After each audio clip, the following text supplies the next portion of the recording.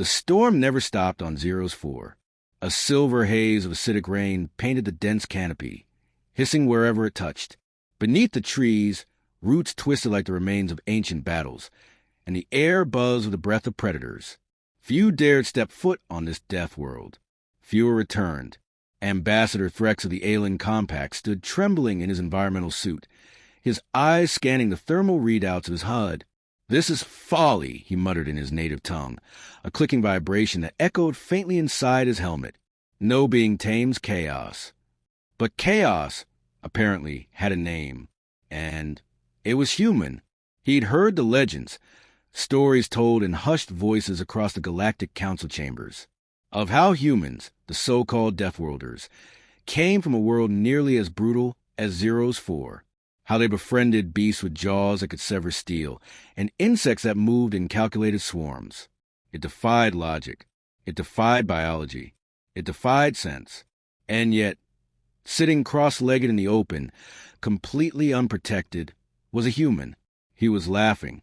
The creature before him was a nightmare-given form. Serrated limbs curled under a ribbed body of coiled muscle and armored sinew. Black eyes shimmer like oil, too many teeth glinting beneath a snarling lip. Its tail, longer than Threx's entire shuttle, flicked lazily through the mud, carving grooves as deep as trenches. And the man was stroking its snout like it was a pet. "Are you seeing this?" Threx whispered through the calm. "I'm seeing it," came the clipped response from orbit. "Don't approach. We can extract you now. I need to understand." Threx's voice was firmer now. Something burned in his chest. Curiosity, fear, awe. He stepped forward. The human looked up. He was broad-shouldered, his environmental suit worn and scuffed from years of use. A beard framed his face, his hair tinged silver at the edges. His eyes, dark, amused, met Threx's with no surprise. "You're early," the man said, scratching beneath the predator's jaw. "Didn't think the council types showed up without half a battalion." "I came alone," Threx answered cautiously. "We didn't think you'd be alive." "I get that a lot." The predator snorted as if amused and nuzzled closer to the man's side. It was absurd. It was horrifying. It was peaceful. "I am Threx," the ambassador said, "of the Alien Compact. You are—" "Call me Silas," the human replied. "And this big girl? She answers to Kira. Most days. You gave it a name. She earned it." Threx's voice wavered. "It killed 14 scouts." "Yeah," Silas nodded. "They came in loud, with rifles. She's got good instincts." "You defend it?" "I understand it." The silence between them was brittle, stretched thin by disbelief. The jungle groaned around them. Threx stared at the impossible scene, man and monster coexisting. No cages, no tranquilizers, just trust. "How?" he asked finally. Silas's expression shifted, softened. "You ever see something so dangerous, so unrelenting, you couldn't help but respect it?" Threx hesitated. "Yes, that's where it starts. Respect. Then you offer something rare. Time, patience, vulnerability. To a creature like that? To any creature, but especially the ones everyone else calls monsters." There was no bravado in his tone, no arrogance, only conviction. Silas reached into his pack, pulled free a strip of dried meat, and tossed it to Kira, who caught it midair with a swift snap of her maw. She purred, rumbled really, and rested her head on his leg. Threx struggled to process the image. "You trained her?" "Not exactly. Trained sounds like I forced her. I didn't. We made a deal." "You made a deal with a predator." "I offered help. She was wounded, left for dead by her own kind. In return, she didn't kill me. After that, we just kept showing up." A commotion crackled in Threx's earpiece. The council ship had picked up signs of movement, more of Kira's kind, circling. They were closing in. He took an involuntary step back. "They won't attack," Silas said. "How can you be sure?" "Because they're curious. And because Kira hasn't given the signal. And if she does—" Silas's smile returned, slower this time. "Then you'd best start running." but the forest remained still, watchful. The other creatures didn't emerge, though their presence lingered like heat just beyond vision. Threx was aware of every breath he took, every heartbeat echoing in his ears. This defies everything we understand about predator behavior. Maybe your understanding's a problem, Silas said quietly. You call them predators. We call them partners. Threx looked down at the mud, at the faint tracks beside Silas. Deep impressions where clawed feet had stood next to boots. Not chained, not controlled. Equal. You're not afraid of dying here. Silas gave a one-shoulder shrug. Every species dies. Not every species learns how to live with what it fears. And what does that make you, human? Silas's gaze turned skyward. A Deathworlder. The kind that doesn't conquer monsters. We adopt them. Thunder rolled in the distance. A sheet of rain hissed through the treetops, but never touched the clearing. Kira's tail curled around Silas as he stood, brushing off his knees. You came for answers, he said. Now you have them. I don't know what I'll tell the council. Tell them the truth, that we're not here to dominate. We're here to connect, even with claws and teeth. Threx took a step back, still unsure if what he'd seen was real. But the story had begun, and it would ripple across the stars. In a galaxy full of fear and walls and weapons, one Deathworlder had extended a hand to a nightmare and been met with something unexpected, a bond. And somewhere deep in the jungle, others were watching, waiting, perhaps even hoping. The message was simple. Not all monsters need to be fought. Some just need someone brave enough to love them. The shuttle broke atmosphere like a whisper, barely disturbing the clouds as it descended into the verdant cauldron of Xeros IV. Its outer hull shimmered with adaptive camouflage, but inside, the air was thick with tension. Commander Silas Rourke sat alone, eyes fixed on a display screen that showed heat signatures threading the jungle floor below like veins of molten copper. He'd been here before. Kira wasn't visible. That was expected. She never showed herself unless she chose to. That was part of the deal. The message from Threx had been brief but clear. He'd encountered other creatures. Not Kira's kin. Something older. Something stranger. And now the council wanted confirmation. Not weapons. Not war. Just the kind of understanding that only Silas could deliver. The shuttle landed without a sound, its legs pressing into moss-drenched earth. Silas stepped out, the jungle swallowing him in green shadow and distant, reverberating roars. Every breath carried the electric scent of danger. He tapped the comm embedded in his collar. I've touched down. No immediate contact. A voice crackled back. Telemetry is clear. Proceed with caution. Always do. He didn't wear full armor anymore. Not since Kira. Just light protection, and a harness rigged for his tools. The more he looked like prey, the less likely he was to be mistaken for a threat. It was a counterintuitive survival tactic that had saved him more times than firepower ever had. The trail was faint, marked by clawed indentations and the occasional snap branch. Something massive had moved through here recently, fluid, deliberate, not a stampede. A hunt, and not one of Kira's kind. Their tracks were different, elegant. She moved like poetry. This creature moved like a blade. It took him an hour to reach the ravine. The trees gave way to a rock-choked chasm, and at its base was the carcass of what looked like a lesser growl beast, spine scaled and eviscerated with terrifying precision. Silas crouched beside it, examining the wounds. Deep punctures, clean slices. It wasn't eating for hunger. It was eliminating competition. This was a territorial kill. He stood slowly. Something shifted in the air, a pressure behind his eyes. The kind of silence that meant he wasn't alone. He didn't reach for his weapon. I know you're there, he said aloud. I didn't come to challenge. The jungle didn't respond, not in any way a normal ear could hear. But Silas had long since learned to listen differently. There was movement, a shadow among shadows, slithering between twisted roots and obsidian stone. Then it emerged, twice Kira's size, bone-white plating rippling down a body as sinuous as it was monstrous. Its head bore a crest that shimmered in the filtered sunlight, eyes glowing like twin suns buried in tar. Its breath steamed in the air, unnatural and chilling. It circled him slowly, talons carving shallow furrows in stone. No sudden movements. No roar. Just watching. Silas met its gaze. "I know what you're doing," he said quietly, measuring me, wondering if I'm prey.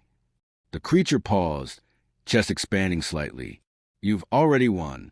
I'm just here to talk." The absurdity of the statement might have broken lesser minds. But Silas had seen too much to be shocked anymore. Monsters didn't need taming. They needed to be seen. He reached into his pack with calculated slowness, drawing out a thermal-padded ration pouch. It steamed when opened. He placed it on the ground and stepped back. A low growl, a warning or a question, rose from the creature's throat. Silas sat cross-legged, mirroring the posture he'd once taken with Kira. Vulnerability, deliberate and complete.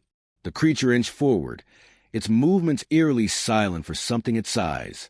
It sniffed the offering, hissed once, then devoured it in 2 swift bites. When it looked back at Silas, something had shifted in its stance. The muscles relaxed. The tail no longer twitched like a whip. Still, it didn't approach.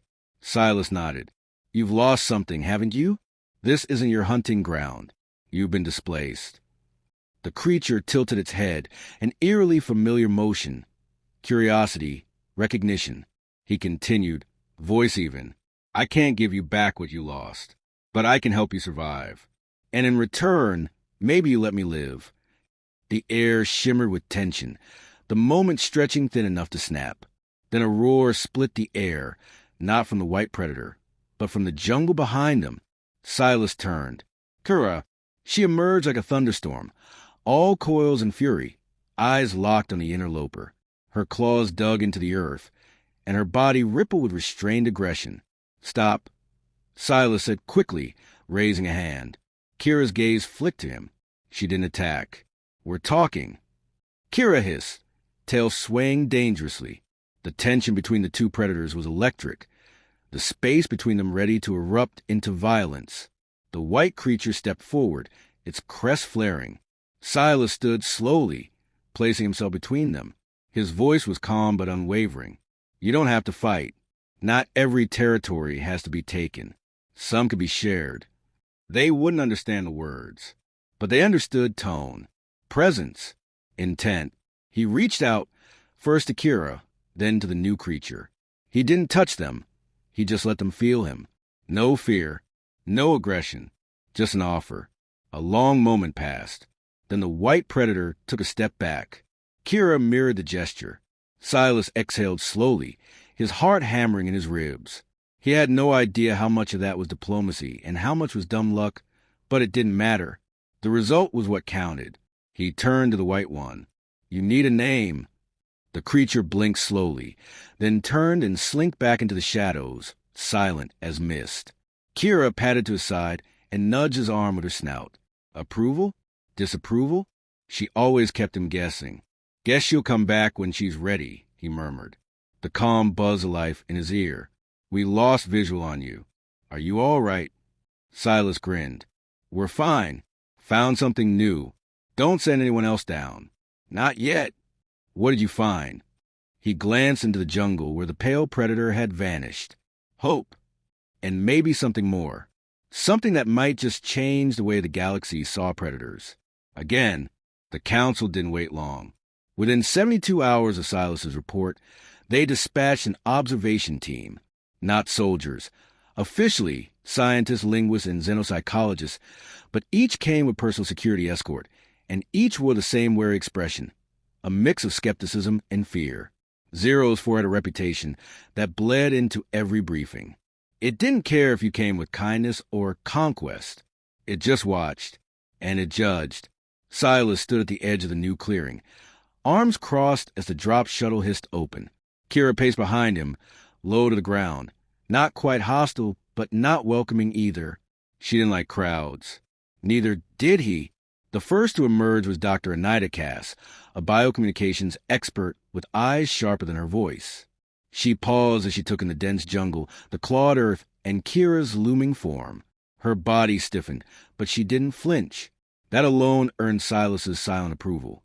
"I thought you were exaggerating," she said, stepping onto the soil. Now, I'm just impressed you're still breathing. I told you, Silas replied, nodding toward Kira. She's not the threat. Unless you make her one. Nyra scanned Kira slowly. No tranquilizers. No muzzles. Not even a leash. She wouldn't tolerate one. And neither would I. The rest of the team followed, drones hovering overhead, security fanning out, scanning for motion. Silas didn't need sensors to know they were being watched. The white predator, he'd started calling her Nyra, was nearby. She was always nearby now. Nyra pulled out a small sphere, activated it, and released it into the air. It shimmered with scanning light, collecting data silently. We've been monitoring the broadcast from your outpost. The creature you encountered, Nyra, is exhibiting behavioral traits we've never seen in solitary apex predators. She's not solitary anymore. That's the part the Council doesn't believe. They didn't believe about Kira either. Nyra gave him a sidelong glance. The Council believes in patterns, predictable outcomes. You're asking them to believe in something messy. I'm asking them to believe in change. As if summoned by the words, a tremor rippled through the ground. Not violent, just a vibration, a slow, rhythmic beat like distant footsteps. The security detail tensed, weapons shifting subtly into place. Silas raised a hand. Don't. You raise a weapon. This ends badly for all of us. The jungle parted with a rustle of displaced air. Nyra stepped into view. Even in daylight, she looked like a ghost, bone-white armor gleaming against the shadowed underbrush. Her massive frame coiled with latent power. She didn't roar, didn't posture. She just stared. The security team froze. Nyra's breath caught. She's magnificent. She's listening, Silas said. So be careful what you say. Nyra took a step forward, and Kira matched it. The two predators stood side by side, not quite touching, but unmistakably aligned. It was a show of unity, or perhaps a warning. Nyra studied them, her mind visibly turning. This changes things. It should, but it won't. Not unless we can prove it's sustainable, repeatable. The Council needs more than anecdotes. Silas's gaze narrowed. What they want is proof that won't bite back. Nyra didn't deny it. If they feel threatened, they'll classify this planet again. Seal it off, or worse. Silas looked at the two creatures beside him, then at the others hidden deeper in the jungle. He knew what the Council didn't. This wasn't an isolated miracle. It was evolution in motion. Trust, once kindled, could spread like wildfire. Give me time, he said. I'll show you more. That night, the team set up a camp on the perimeter of the clearing. Lights kept low, motion sensors humming softly. Silas stayed with the creatures, building a small fire not for warmth, but for comfort. Flame had a way of anchoring him, of making the dark feel less infinite. Kira lay curled beside him, eyes half-lidded. Nyra sat farther out, her form barely visible among the trees. Watching, always watching. I don't know what they'll do, Silas said quietly, speaking more to himself than to either creature. They see threat in everything they don't control. But you're not threats. You're just tired of being hunted. Kira made a low, sympathetic sound. Nyra said nothing. In the silence, a memory stirred. His first mission off Earth, nearly a decade ago. He'd been cocky then, proud of surviving Terra, and convinced nothing in the galaxy could surprise him. Then he'd stepped onto a world where gravity warped like heat haze, and the first creature he saw tore a hovered tank in half. He hadn't slept right since. He didn't fear the creatures. He feared what people did when they misunderstood them. A branch snapped in the distance. Silas turned his head slowly. A shape moved just beyond the fire's reach. Leaner than Nyra, smaller than Kira. Another one. Juvenile, maybe. Curious. Silas didn't move. Neither did the two elder predators. They let the young one approach the edge of the camp, sniffing at the ashes of a previous fire pit, tail twitching like a cat's. A soft chirrup echoed from the jungle, an almost melodic sound. A call. The juvenile responded and vanished back into the trees. Silas leaned back. They're spreading. Kira lifted her head, ears flicking. Nyra stood, silent as ever, and followed the direction of the call. She was mentoring, teaching. Nyra stepped into the clearing, arms crossed. We recorded that, the behavior, the vocalization. It's a family unit now, Silas said. Not a pack, not a hierarchy. Something new. They're still dangerous. So are we. She hesitated. You know this might not end well. The council might still see this as a threat. Then they'll come here expecting war, he said. And they'll be met with something worse, understanding. Nyra looked away, uncertain. He didn't blame her. The galaxy had grown used to simple stories. Monsters, heroes, victims.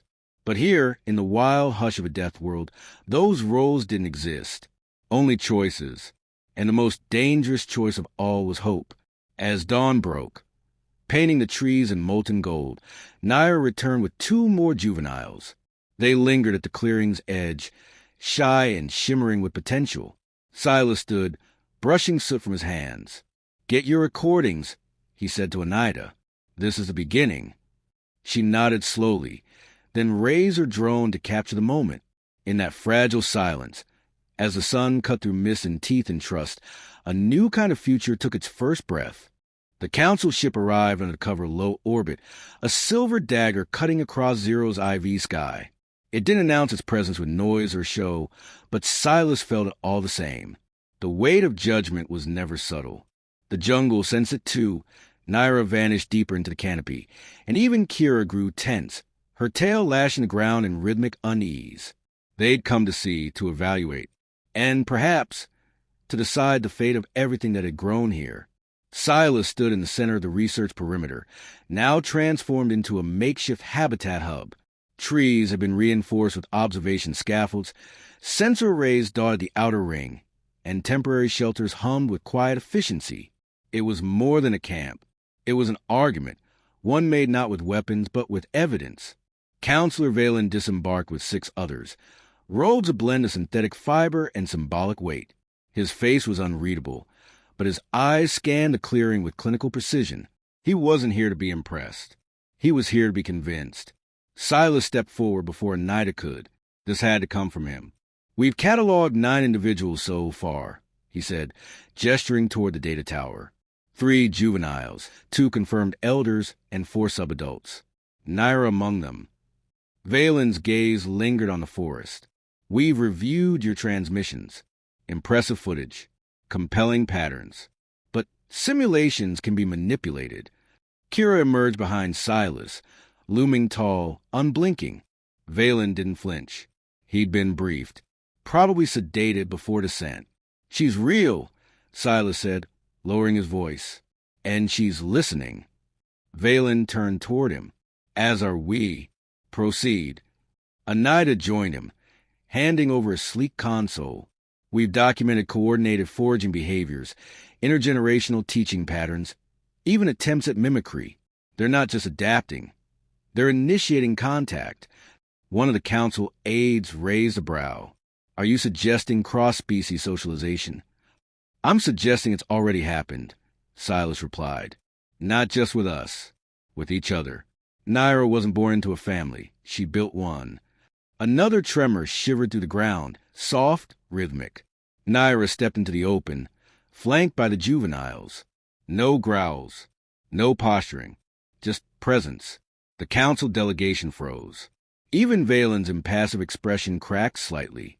She's come here voluntarily, Silas said. She knows who you are.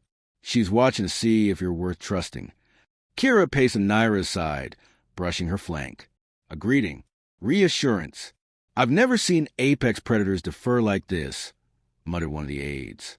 They're not deferring, Nyra corrected. They're acknowledging. Silas stepped closer, careful, deliberate.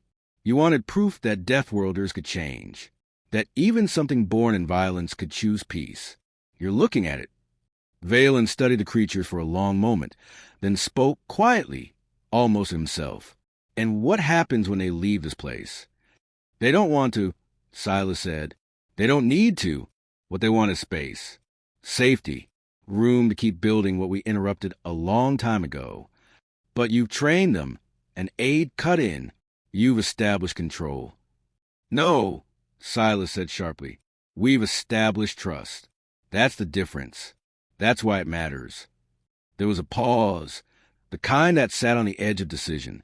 Valen's gaze swept over the camp, the jungle, the creatures.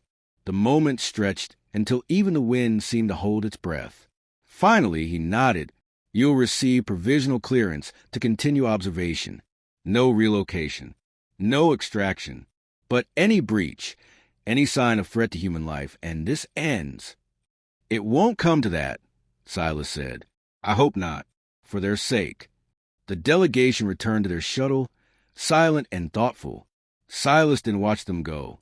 He was watching Nyra. She approached as the engines fired, the younger ones hanging back. Her eyes met his, alien and ancient, but no longer unknowable. "We've bought time," he murmured. "Now we have to prove we deserve it." Nyra tilted her head, then pressed her forehead lightly to his chest plate.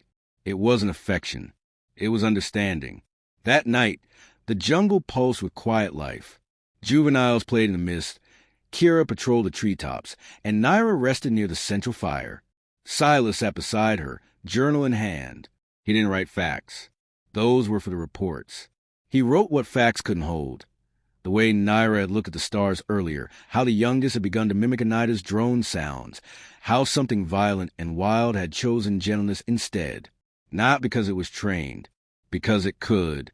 And for the first time in years, Silas allowed himself to believe that maybe, just maybe, humanity wasn't the pinnacle of civilization. Maybe it was still catching up.